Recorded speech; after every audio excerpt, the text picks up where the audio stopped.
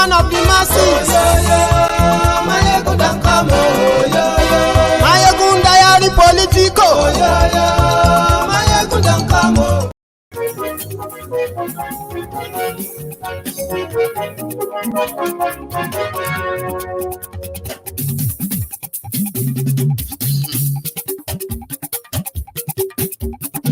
Mayegun. Hello there. Mayegun diary, number one.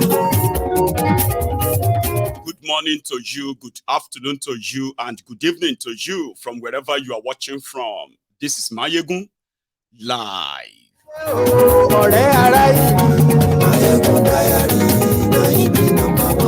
Lórí Facebook, lórí YouTube, Mayegun diary, number one.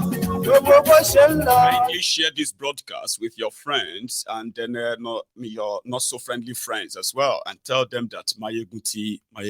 Mayegun diary, number one. Oh, Bashe, Ani Mayegun Mawi, Mayegun diary, number one. Oh, The hardship that Nigerians are facing now is a sacrifice for their unborn generations in order to enjoy prosperity in Nigeria. That is from Kolu, among other things. Share this.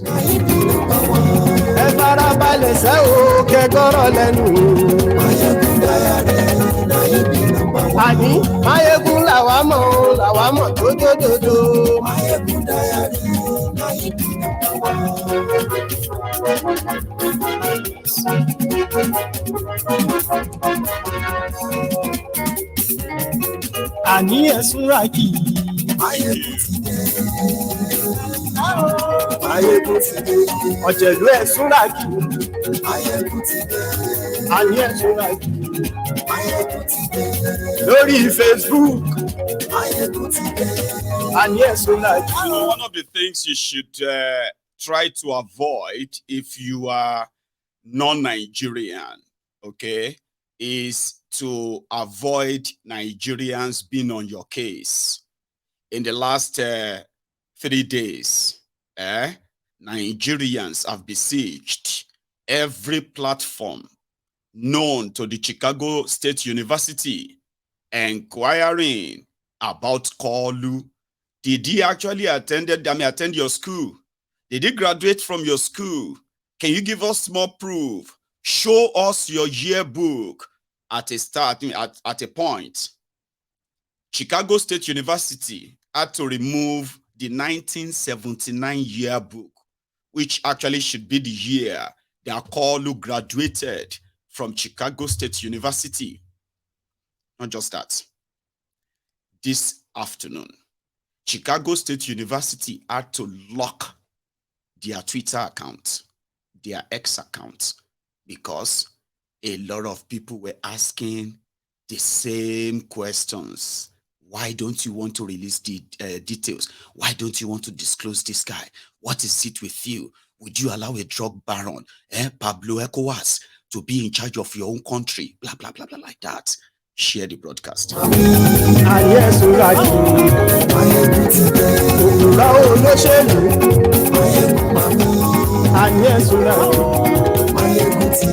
Ọ̀jẹ̀lú ẹ̀súnràkì. Ayé ẹ̀súnràkì.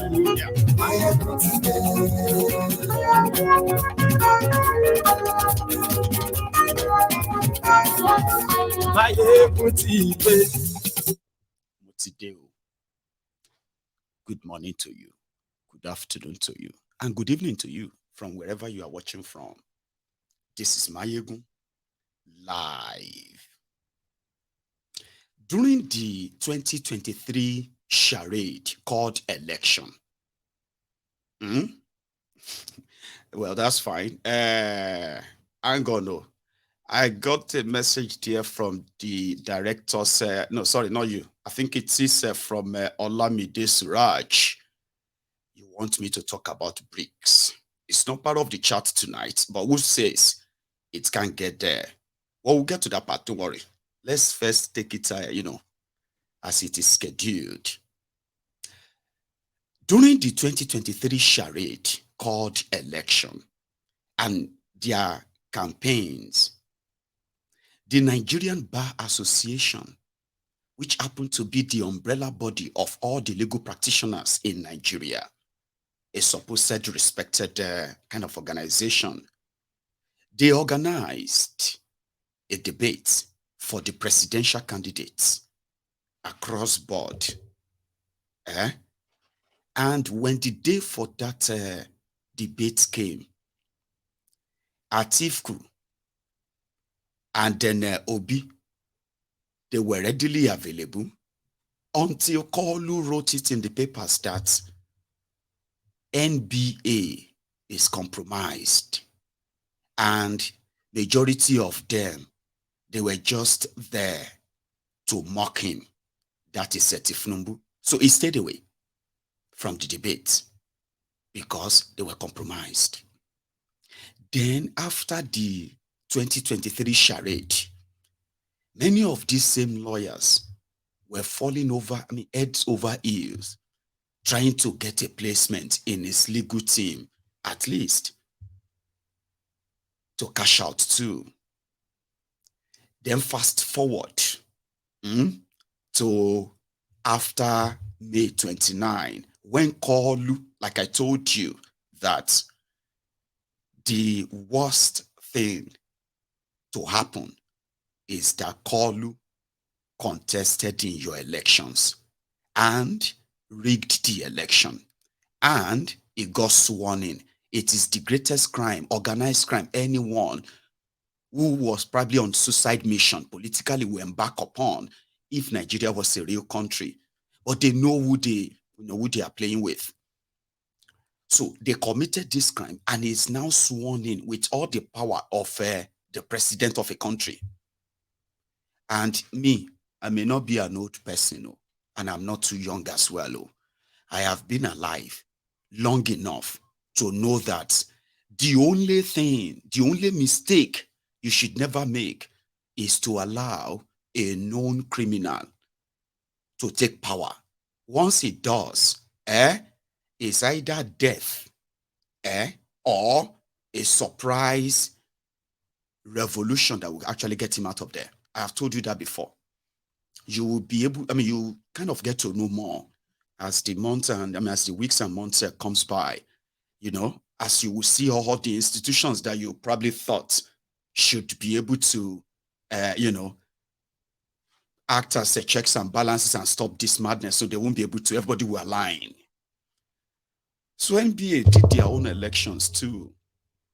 And another guy became their president. And since then, he has made it very, very obvious that whatever all of you are quoting, whatever law that you think Tinubu has broken, that is yours. He has been twerking towards him for a while.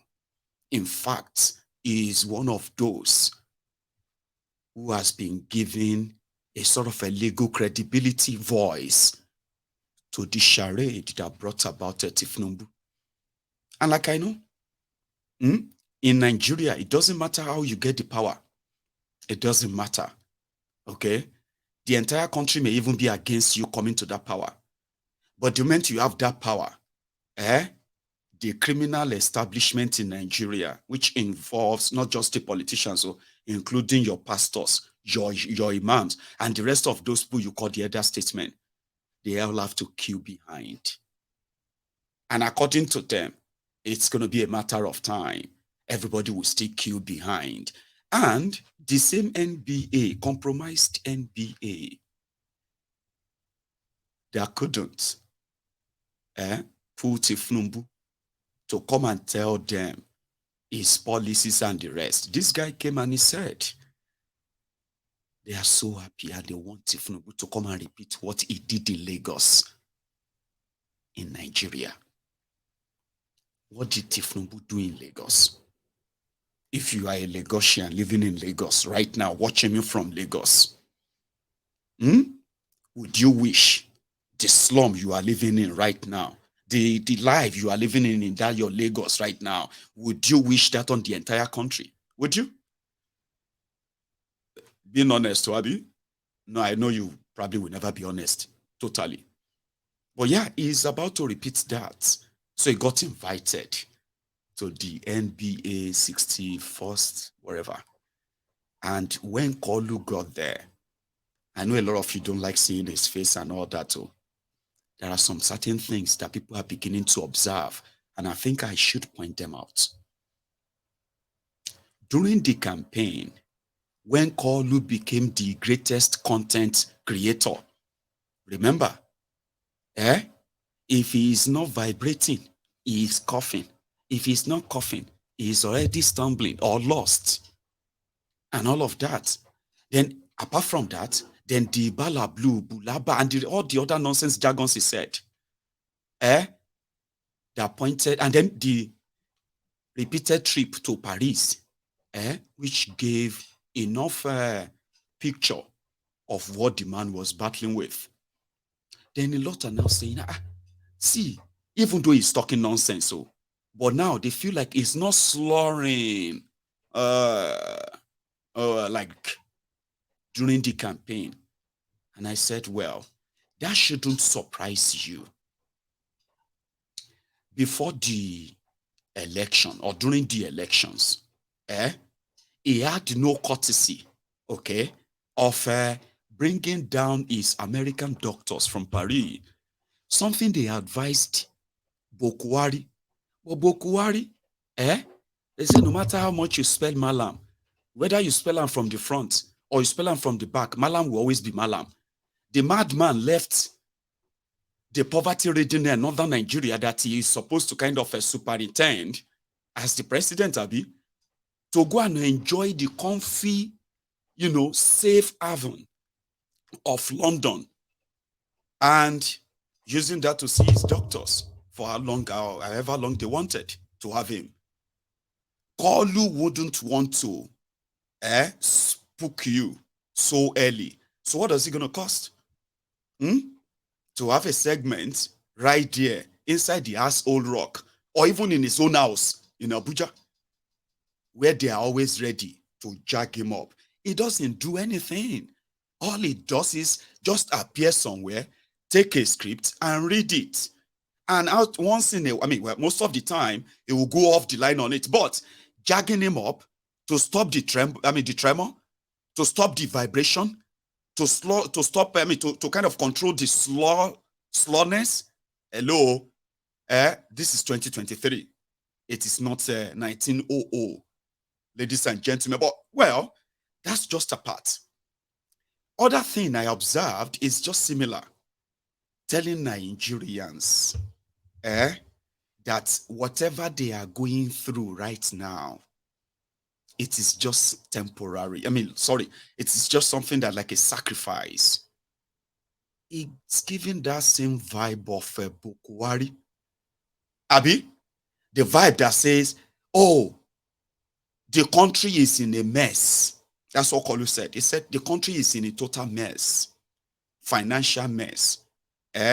Almost 100% of the Nigerian revenue is being used to service debts.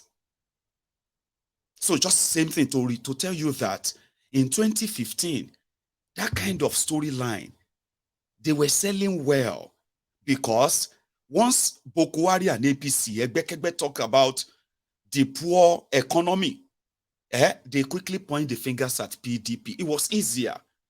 They were able to name names. But one thing that Kolu is not telling you is that he confessed that Nigeria is in deep shit. They met a country economic in total ruin.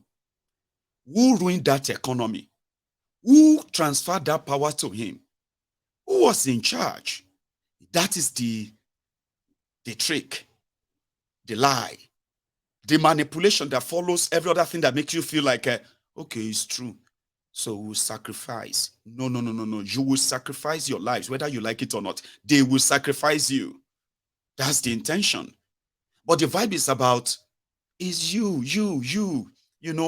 Nigerians. You must know that you have to, it's all back to you. You have not been those who have been sharing their hundreds of billions of your money. to buy cars, enjoy holidays, and on and on and on like that. Not you, them. But he was saying all of this in front of the same NBA. But you could tell in the room, I mean, if he was anyone close to being legitimate, at least there should be a sign of that when he walked in. Let's start from that. Like I said, some of you may not really like his face, but I want you to please, for the sake of the diary, listen to it. But when he walked in, look at the atmosphere.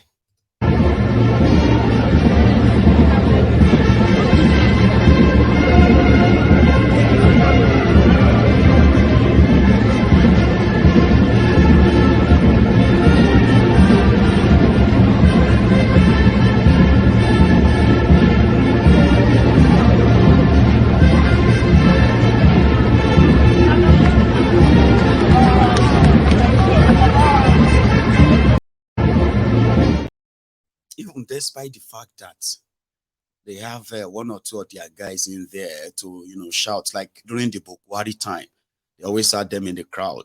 Sai Baba, Sai Baba, Sai Baba. And he will be there holding his fist like that whenever he walks through a crowd, right?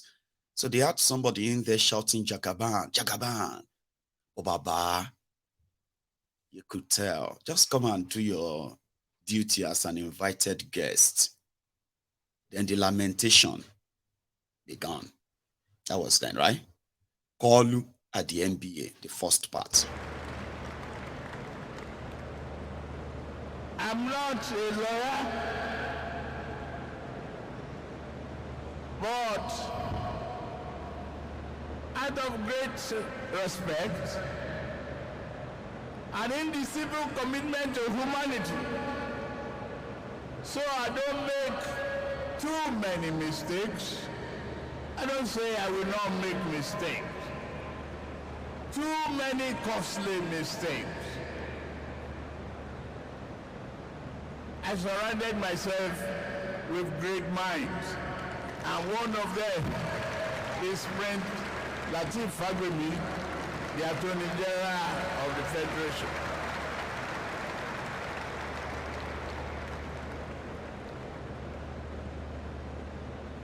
Getting it right, charting the course for Nigerian nation's building is extremely apt.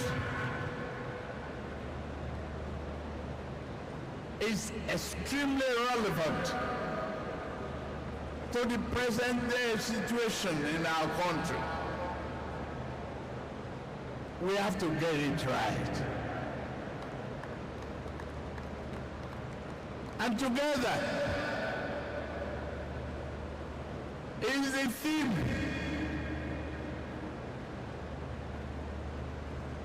that you have to come. You are placed in a very strategic situation in the country and strategic profession.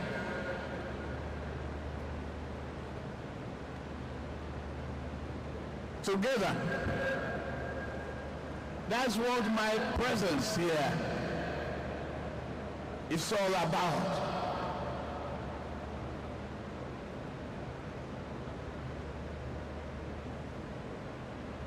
You are learning. I want to learn.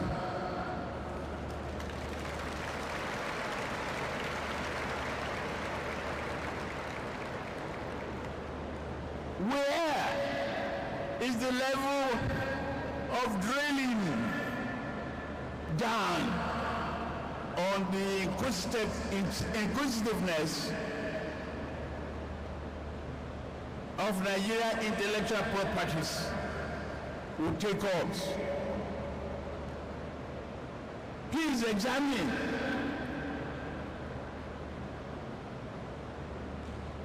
Why are we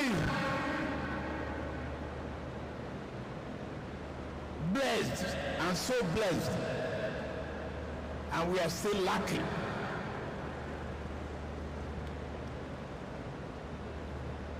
Change of mindset,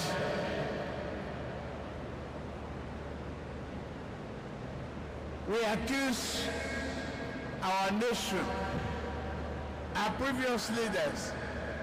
We complain a lot of the past. Is that a solution? No. Look forward. Be determined. God has given us the creative mind and will. African people are not dangerous people. We must respect our greenback, our passport. Greatness of our nation depends on that pride that we owe to the next generations, that Nigeria is our country, our motherland.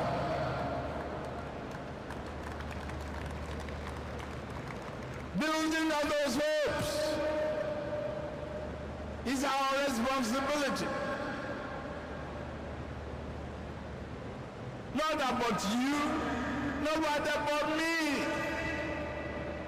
First of all, let me thank the majority of you present here tonight volunteering to defend me on a number of occasions when I get into trouble or I get sued.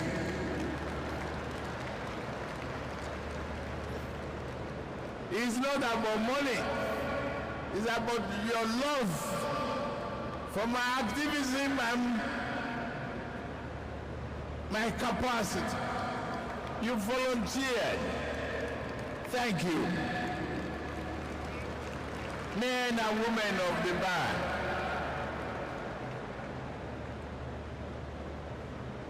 Whatever it is that I'm doing right, remind me. I will continue to do them.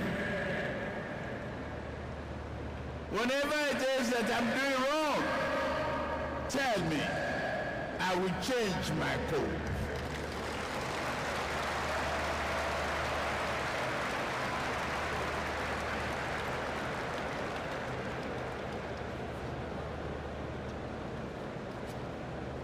The theme, charting the course for Nigeria's nations building, is adopted. And those members of newly inaugurated cabinet who are present here, you better take a piece of it home.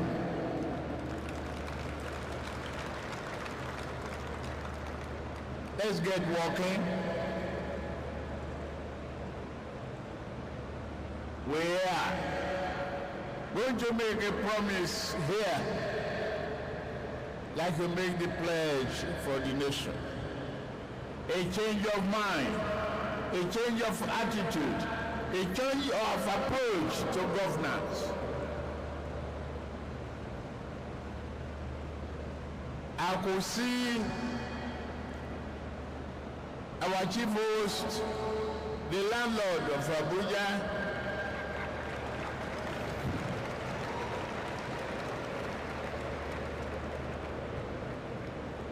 stake at it.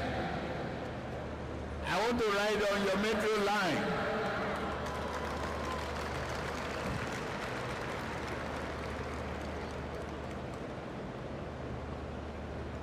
If I ask for free land, don't give me.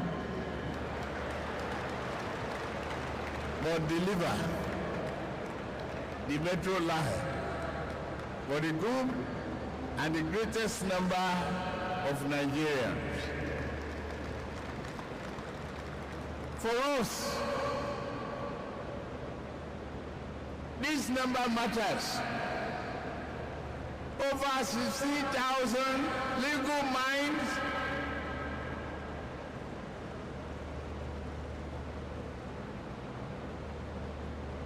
you are here not to picnic.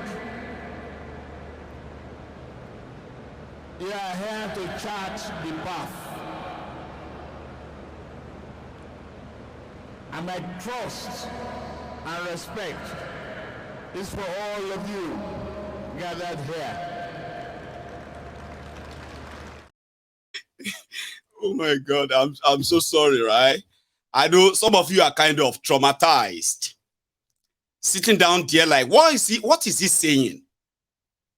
Kolu was supposed to deliver a note on charting the course for the developmental nonsense of Nigeria. They gave him a keynote. He had a note that he was supposed to deliver. Something to talk about what his government is doing this or that. But you heard that, Abi. I'm sorry that I usually warn people ahead. I usually warn you. I say, please don't go and listen to Kolu. Like say you wanted to listen to somebody who gets sense. Or he's going to say something reasonable. You can't make anything out of what he is saying. You can't. Abi, is it only me? Maybe it's just me, Sha. Could you make any sense out of that 8 minutes video that you just watched? Anything? Right. He told the landlord of Abuja to make sure that he delivered the metro line for the people of Abuja. Abi? That if he ask him for free land, he should not give him. Okay. What else did you pick from that? I couldn't pick anything. But at the same time, I picked gists. You know, it's like when your old man, they gist you about politics or want to talk about, you know, I've told you this many times. When you are listening to Kolu Tifnumbu, just listen to this old senile man that once in a while, can always kind of kick in like he's right here, but he's not. But when they are talking more or less like, you just sit down there and be like, okay, Baba, okay, sir. Yes, sir, yes, sir. Yeah. You know that kind of thing. But I'm not talking about the elderly ones who are still very sharp, or there are 80-year-old men who are still mentally sound. You will be surprised. That's why a lot of them are looking at Kolu and they're like, did they not say he's 71? You see, Baba 80 years, Mama 80 years in Nigeria. They are looking at Kolu like, why did he suddenly just grow old? The way he's sounding like he's older than them. I've had elderly people who have told me that. Like they are 80 and they can still, their congenital, what have you, is still very much very sharp. Maybe lucid a bit, but still sharp than that of Kolu. I don't know if you picked anything. So he was talking about 16,000 lawyers. I believe in you. And then he kind of acknowledged them for fighting for him whenever he got into trouble. Those who have managed to get him, to rescue him from the, Then he said something about you complaining. We complain a lot about our past. We complain a lot. And all the nonsense. I mean, I'm sorry. See, I am just trying to see if I could kind of summarize everything to make a little bit of sense. Still not making any sense. Like, unfortunately, it may be traumatizing, but we still have about 5 minutes of it to watch. Okay. And then we'll continue. All right. So, sorry. Please don't mute it and don't leave. It's really cracking. Seriously. Even though this is not a joking matter or laughing matter. The president of the NBA, former secretary to the government, please, thank you, Boss Mustafa, for all you've been doing, and the representative of the judiciary. I appreciate your person. Yeah. Tony, critical path analysis of Nigeria economic recovery was mentioned by you. So it is called word salad. For those of you who don't understand the word salad. Okay, word salad is just like when somebody just keep talking and you couldn't make any sense out of what they are saying. They'll be dropping words, critical thinking of analysis, the progression of digital economy, of the blue economy to oceanic economy of patriotic Nigerianism progress. Does that make any sense to you? Word salad. Even when women jump from the helicopters to the balcony, and from the balcony, we get to see the new children who come in active patriotism to defend the country in the fight of war against Iraq and all of that. Does that make any sense to you? Word salad. So I just thought I should warn you of them again. Because you see, when you begin to drop them like that, you begin to see something, wow, amazing. Oh my God. Oh my God. Listen to Kolu, very intelligent. See the man, they said he's not well. Look at the man, they said he's sick. Look at the Oyinbo that is coming out of his mouth. Critical analysis, development of consequences upon their development, and then coming back to nonsense. Word salad. Sorry that I'm going to put you through that trauma again. But I bet I've given you enough warning. So you can now watch this as not angry per se, but just kind of a pastime sort of. Kolu, continue. The president of the NBA, former secretary to the government, please, thank you, Boss Mustafa, for all you've been doing, and the representative of the judiciary. I appreciate your person here. Tony, critical path analysis of Nigeria economic recovery was mentioned by you, but as I accept the roadmap enunciated here and expecting what will come out of the great topic of tonight and the following week. The challenge is all for us to pull together a united Nigeria committed to national greatness, unless we do it by ourselves.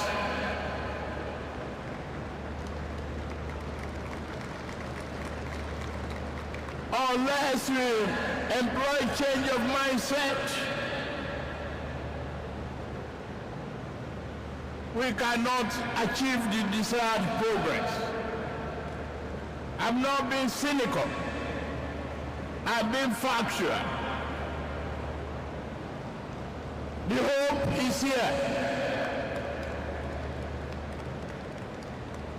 The critical changes and bold endeavors will be embarked on by this nation, depending on the cooperation and the collaboration of all of you in the private sector, the drivers of the economic growth and prosperity. Yes, it is a shame not to have electricity for the majority of homes in Nigeria. Yes, poverty is not a shameful thing, but not acceptable. We must banish it.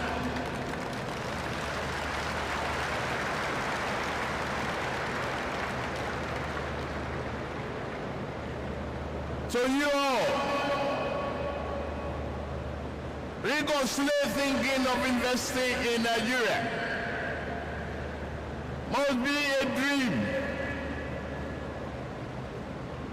But let's interrogate, how did we get here?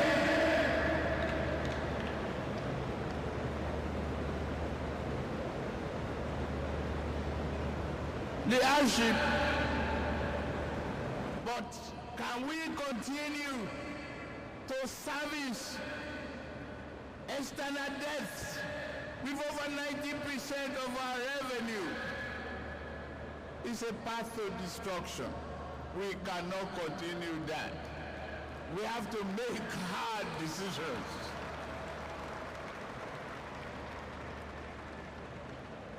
It takes unflinching courage, like men and women of the bar, defending our values, to bring about the changes that are necessary for our country to get up and be respected. But first of all, please employ one thing. Charity begins at home. It's all that you are pleading here. If the topic of tonight or this week must be what Nigeria hopes for, if we must achieve greatness as a nation, what do we do except take bold decisions? It could be painful at the beginning. In the medium term and long run, it's not about you. It's not about me. It's about the generation yet unborn.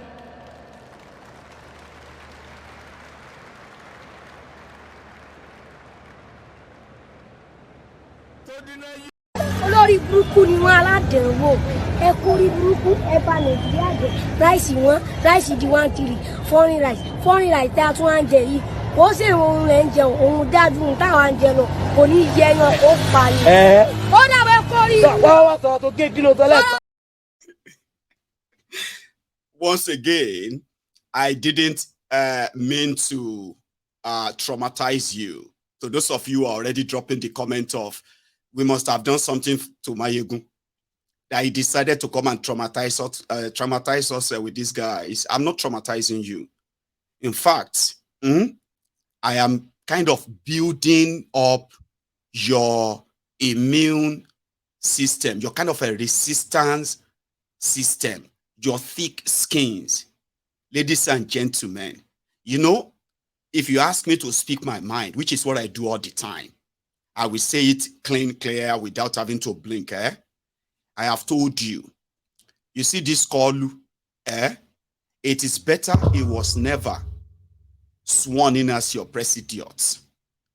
Now, two things go remove him. Election cannot remove him. Tribunal cannot remove him. Are you listening to me? Now, only as Sarailu, death, can remove him as your president. Or maybe a revolution kind of that we've never seen before. Apart from that, ladies and gentlemen, you would have to grow the thick skin for another 8 years. You know, I'm not wishing you bad though. I'm just saying, like I told you, I have lived long enough, right, to see what Nigeria system actually is. Except for any of these two. You better start getting used to seeing his face. Start getting used to it. I mean, okay, I'll not dampen your spirits anyway. That was Kolu. Kolu is there now as a motivational speaker. We must. It starts with you and me this evening. People where they share billions, hundreds of billions of your money, while palliatives to fight poverty. Palliatives to fight poverty is their own economic policy of fighting poverty. So,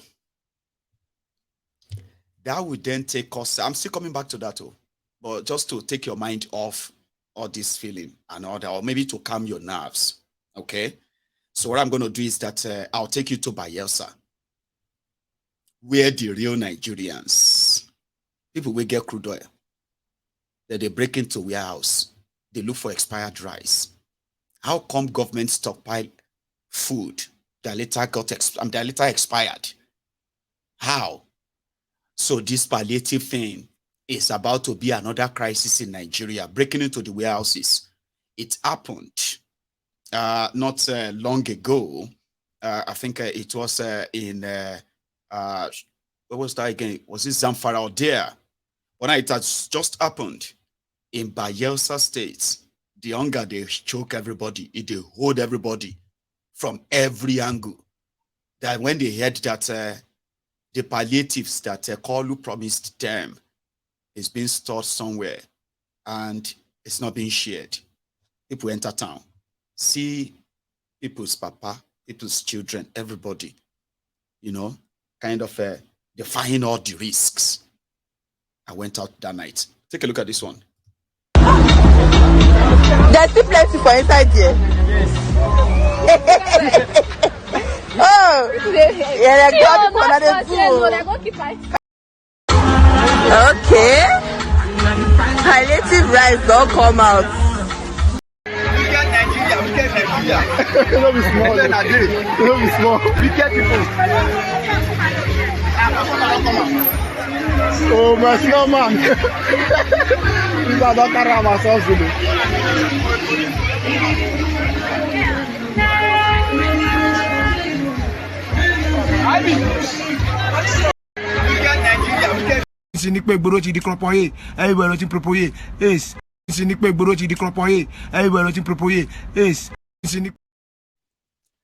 So, going a little bit forward, last night, I don't know who started it too, but the news just broke that the tribunal in Nigeria, the Presidential Election Tribunal, that they have fixed a date for their judgment, September 16th, which is next month, right? And everyone was like, no, how is that? No, they can't do that. September 16th is it's going to be on a Saturday, right? And September 16th as well happened to be the 180th day, day 180, that the law allowed them to start the petition, the tribunal petition, and conclude the whole case. 180 days, almost 6 months. Can you imagine? Do you understand what the system does there, right? Like I said, it would have been better if that same judiciary had determined who won the election, who didn't win, and the rest of that before swearing somebody in as president. It wouldn't give them the leverage, the power to take over the entire system and turn them to their own defense like Kolu is doing and expected to do. But 180 days will end on the 16th of September. How could they fix the end of the last day as anyway it came out to be false? Okay? You know, people have been asking them that all eyes on judiciary, all eyes on the judiciary, all eyes on the judiciary. So they wanted them to give them the dates. Because like you know, there are so many people right now that what they wanted to do during that election time, I'm talking about the expected rigging that eventually took place. There were those who actually anticipated that they were going to rig the election. That if they did, right, it was going to lead to a serious, breakdown of law and order in Nigeria. A revolution, kind of. There was capacity for it. Somehow, Peter Obi was able to kind of convince some of you. It probably, like I told you that time, when Peter Obi said he was going to court, I was like, it's not just essay or an exaggeration. There were those who actually participated in that election just to have an excuse, okay, to start a revolution in Nigeria. They knew they were going to rig, but they wanted them to do it and they would be caught doing it. And then, well, this guy came and he said, no, I won. I'm going to go to court. So he calmed everyone. So there are still people who are kind of counting days. I don't know if they are still as angry. I don't know if you are still as angry as you were before, during, and after the election. I don't know. But gauging the pulse of the people around there were those who were actually ready to take them up at the time, genuinely. But they held down. They are still holding down because some of them are still saying they are just waiting for the judiciary. We are just waiting for the judiciary. If the judiciary tried anything, you will see. I said, okay. So the judiciary came out and said, no, we did not choose 16th of September. We haven't even fixed a date yet. Even though, if you have to start counting it, it simply means they only have just about 18 days to decide on the petition before them. Just 18 days. Between today and the next 18 days, they must deliver their judgment. So they denied that they didn't fix any dates and all that. Now, like I said, to calm everybody down in a way that I want to take us back to a kind of a nostalgic, back. It has to do with Peter Obi himself talking about what he was told about Nigerian politics before he eventually ventured into it. He said he never participated in politics until the day he decided to run for governor. Something I saw online, and I decided I'm going to share that with you. A mid-break kind of. Before we continue, I also have we have something also that I kind of want to share with you. Have you liked the broadcast, by the way? Let's go back and listen to this. But let me speak more of public life, because that's what concerns all of us. I was not a politician. I have never actually voted when I decided to go and run for governor of Anambra State. I've never even slept in my village for one day. But something happened that made me to decide this is enough. And what was that? Coincidentally... Sorry, for the record, that clip was 6 years ago. Just for the record.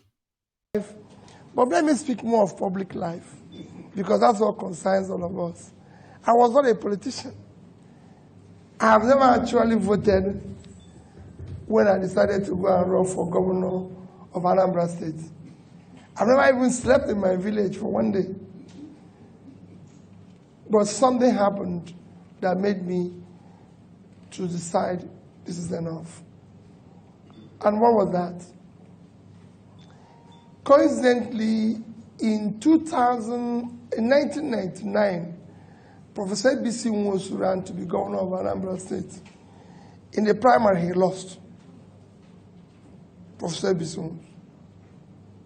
I wasn't part of the election. I wasn't the party. I wasn't a party member. In 2001, they found out that the governor then wasn't doing what he expected. And a group of people approached him and say, you plan to contest in 2003. Professor B.C. Nwosu turned to the group and said, I'm going to be 60 in 2003. Nobody, no 60-year-old can govern Anambra State. It's a very difficult state. You need a young man between 40 and 45 who is successful on his own, who can be able to battle all the problems. And he was asked, this happened in December 2001, and he was asked, as Professor B.C. was, actually December 2000, not 2001, sorry, that he should give them somebody. Eventually, they ended up 3 names that they can approach to do the job. I didn't know all this discussion. It was later that I knew. I was just in a bank, as Fidelity Bank, which is mentioned now. ABC was Minister of Health, and he invited me for a dinner. For me as a bank, I'm going to look for deposits. So I went to dinner. We finished talking. We never mentioned politics. We talked generally about Nigeria, my ideas about Nigeria and everything. And finished dinner, I left for Lagos. He didn't tell me about politics. But in April, the people went back to him. He told them, I have 3 candidates. 1, P2B, 2, P2B, 3, P2B. Go and look for him. The people came from his office to my office and talked about politics. And I told them I used the word, over my dead body. At 40, I was chairman of the bank. I was the highest investor in the bank. I had interest in 3 banks where I was seated on the board. I'm enjoying myself. I don't have anything. I fly every week. I go to London and come back first class. So what is this man talking? Go and get involved with this madness. That year, I had always done courses in various schools. Every year, I spent at least a week. Usually it's 2 weeks, 3 weeks in school. That's taking me to Harvard, to Columbia, Oxford, Cambridge. I've been to all of them. That year, I was going to Kellogg Graduate School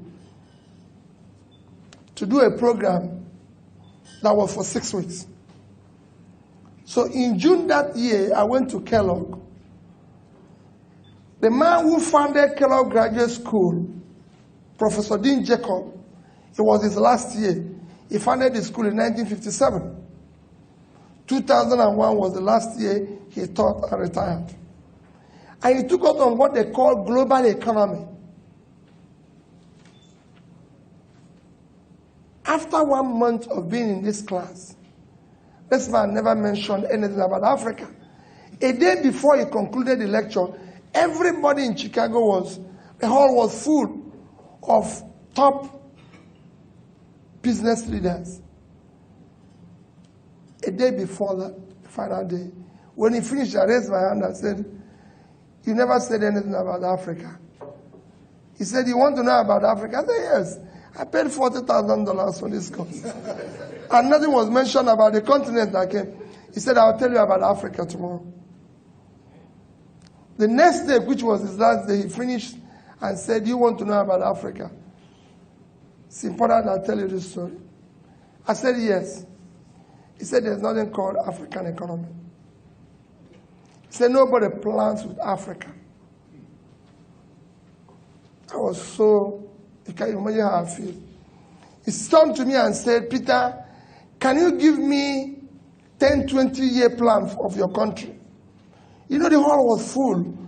I was courageous enough. I said, "Yes." Even when I know there was not even tomorrow. Next one for 1 month. I said, "Yes." He said that you can only do that when you have countries.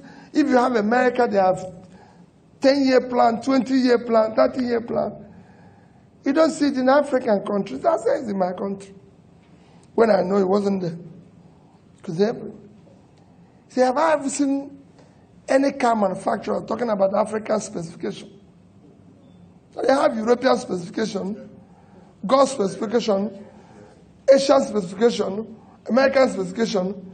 You know why? Nobody plans with Africa.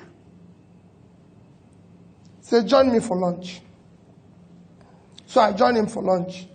After lunch, he said, "Let's take a walk by Lake Michigan." If you know Kellogg Graduate School, it's on banks of Lake Michigan. The lake is like this, the school is like this. So they have long beach. So he said, "Let's take a walk in it." And we decided to take a walk. As we were starting the walk, he said to me, "Do you have any of your country's currency?" This was 2001. The highest nomination was 100 naira. I brought it out. I gave it. He said, "How much is it?" I said, 100 naira. He brought out $100. He said to me, "Which of these 2 currencies do you prefer?" I told him dollar. He said, "Why?" I told him that it's 100 naira to $1. So his own is 10,000 naira. My own is 100 naira. So he said I should keep his dollar and take my naira. Took my naira. So he gave me $100 for 100 naira. After we walked a little while again, he turned around to me and said, "Peter, you still have the money?" I said, "Yes." He said, he brought it out again and said, "Which of these 2 currencies do you prefer?" I told him $100. He said, "Why?" I told him about the rates. Again. So, "Okay, you keep it, I'll keep your money." He said, "Let's sit down." We sat down. He first proved to me that it costs more to print the naira than to print the $100. Naira have multiple colors. I came back and took it on with Sanusi, and he agreed. Naira have multiple colors, but dollar is just green and white. He said to me, Peter, do you know why you believe in the dollar and you don't believe in naira? I answered him again. He said, no, it's the amount of faith you have in your country. You don't have faith in your country. It's not about it. You don't have faith in your country. Economy is driven by faith. Nothing else. Anybody who tells, I've been teaching this for several years now, is faith. It's hope. That is what those plans I'm talking to is all about. 10 years, 20 years. It's hope. Nobody's sure what is going to happen in 10 years. But countries do give their people hope. But there's a sense of hopelessness in your place. That's why you prefer this currency. I've served on various boards and various committees and everything. And he went on to tell me about his life. And he convinced me that Japanese people keep their money in yen, not the rates. Chinese in Chinese yuan. Malaysians in Malaysian ringgit. Singapore in Singaporean dollars. He went on, then there was no euro. He told me Italians, which their rate was worse, keep it Italian rila. Germans in marks, everybody in this. But the Africans don't keep it because they don't have faith in their continent. So they give it to the dollar and make the dollar stronger. Because they prefer to put their money here and build in America. Now he is a lecturer. He drives